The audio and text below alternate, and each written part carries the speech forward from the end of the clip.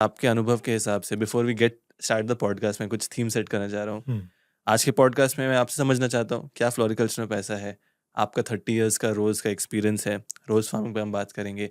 Step by step जो लोग रोज़ farming start करना चाहते हैं उनके लिए एक डिटेल इन्फॉर्मेशन देना चाहेंगे। So let's start with the major question. कोई भी ये पॉडकास्ट देखेगा तभी शायद स्टार्ट करना चाहेगा, तभी हमसे बात करना चाहेगा जब उनको लगेगा कि यहाँ पे एक अपॉर्चुनिटी है। क्या आपके हिसाब से पैसा है इस इंडस्ट्री में? यस, पैसा है। से अगर 30 साल से हम लोग अगर है यहाँ पे पैसा है करके है, अदरवाइज़ हमारे पास तो ग्रुप ऑफ कंपनीज़ था, वी वुड हैव हम लोग कुछ और काम करते हैं। हुँ, ये इंडस्ट्री ऐसा है, इट इज़ लाइक एक बच्चे को सँभालने के जैसा है। आपका इस पे 24 घंटा ध्यान होना चाहिए।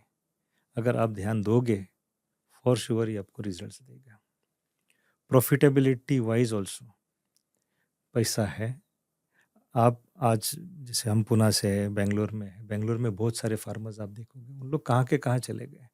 बट एक डेडिकेटेड और फुल टाइम इसके ऊपर डिवोशन करना पड़ेगा। कितने बार क्या होता है कि आदमी आई एम द मैं अगर खुद ओनर हूँ, मैं किसी और के भरोसे पे फार्म दे दिया हूँ। हुँ। किसी और के भरोसे पे दिया हो, उसका भरोसे पे वो भरोसा अगर सही रहा तो चलेगा, अदरवाइज़ वो डिज़ास्टर है। सो आप पर्सनली अगर इसको 24 घंटे देख सकते हो तो फॉर श्योर इससे अच्छा बिज़नेस नहीं है, आप एग्रीकल्चर में।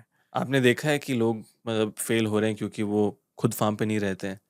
यस, और बड़ा जितने फेलियर्स हुए हैं, ये मेजरली यही रीज़न है।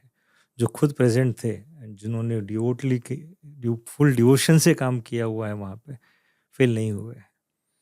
दूसरा ऐसा था कि जो फार्म्स सिटी के पास थे, तो ओवरनाइट सिटी इतने करीब आने से उनके price value of the land वो जो बढ़ गया है, हुँ, तो जो लाख में जगह मिलता है अगर उसका करोड़ में आज जगह जा रहा है, तो वो सोचेगा कैश करके बंद करना अच्छा रहेगा।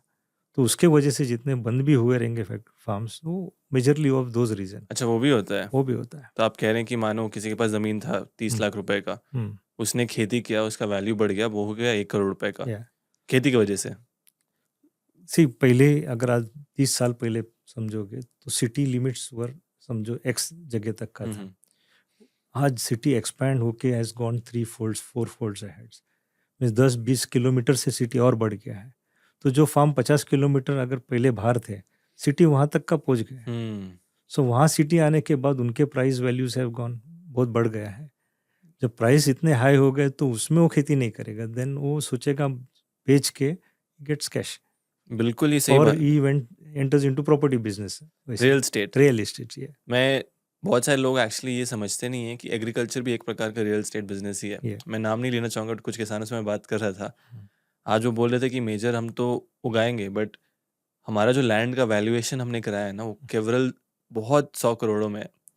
मानो उनके पास शायद 40-50 एकड़ लैंड होगा या एक्वायर किया जी, होगा। जी, आज वो करोड़ों के खेल वैल्यूएशन में खेल रहे हैं सही बात है। अपने लैंड पे। आप जानते होंगे सर, आप या तो ये फाइनेंस बैकग्राउंड से या आते हैं। हाँ, या my journey in flowers has 30 साल हुआ है। 30 साल। मैं फाइनेंस बैकग्राउंड से आई डोंट नो कुछ भी एग्रीकल्चर के बारे में नहीं। हुँ, ठीक है, मैं एग्रीकल्चर का अकाउंटिंग ज़रूर करता था, बट वो करते-करते हमारे जो डायरेक्टर साहब हैं, मिस्टर आरिफ फज़लानी, हुँ, हुँ, उन्होंने वन फाइन डे बोला कि we have to run this show हुँ, एंड जो दूसरे कर रहे हैं अपने को वैसा नहीं करने का है। We have to do something different. Different. या डिफरेंट इन द सेंस कुछ खेती वो एक ही टाइप का होता है, उसमें कुछ अलग नहीं होना चाहिए। बट इतना है कि विद द टाइम आप चेंज करते चलो।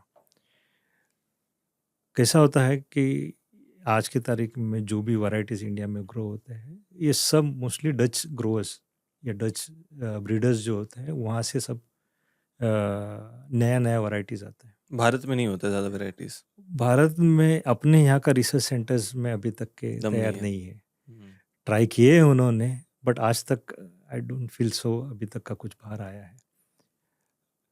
हम लोग वहाँ के जो ब्रीडर्स थे, उनके साथ गुड कोऑर्डिनेशन, एक ट्रस्ट बिल्ड करके बाय पेइंग रॉयल्टीज़ बोलो आप, या नया-नया डेवलपमेंट जो कर रहे थे उनको भी अपने साथ लगा के, हम लोग ने बहुत सारे वैराइटीज़ डेवलप करके लाए हैं। मेजरली जो मैं समझ रहा हूँ कि जो ये वैराइटीज़ जो भी फूल का देखते हैं हम, वो भारत में बनता नहीं है। आप जैसे कंपनीज़ वो वैराइटी बाहर से लाते हैं, उस पे एक रॉयल्टी देते हैं और उसको फिर इंडिया में मल्टीप्लाई करते हैं। जी, मतलब मेजर डेवलपमेंट इंडिया में नहीं हो रहा है सर वैराइटीज़ का? मेरे हिसाब से अ, मैं इस किसान के स्टैंड पॉइंट से सोच रहा हूँ कि मानो शायद आज ये इंडिया में ब्रीडिंग होने लगे या डेवलपमेंट होने लगे, तो एज़ अ किसान मेरे लिए वो प्लांट ज़्यादा अफोर्डेबल होगा।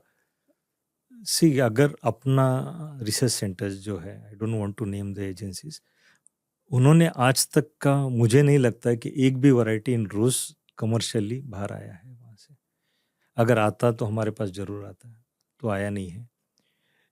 हम हाँ, ओल्ड फ्लोरिकल्चर इंडस्ट्री को डिपेंड होना पड़ा ऑन इस यूरोपियन सेक्टर्स पे जहाँ से ये ब्रीडिंग होता है।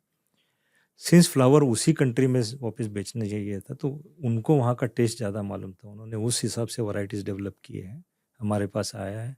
हम लोग ने वो ड्रिप करके इंडियन क्लाइमेटिक कंडीशन में वो ग्रो होते हैं, प्रोडक्टिविटी अच्छा आता है, इकोनॉमिक्स अच्छा आता है। वो देख के प्लांट करके then again re exported to those countries. Interesting.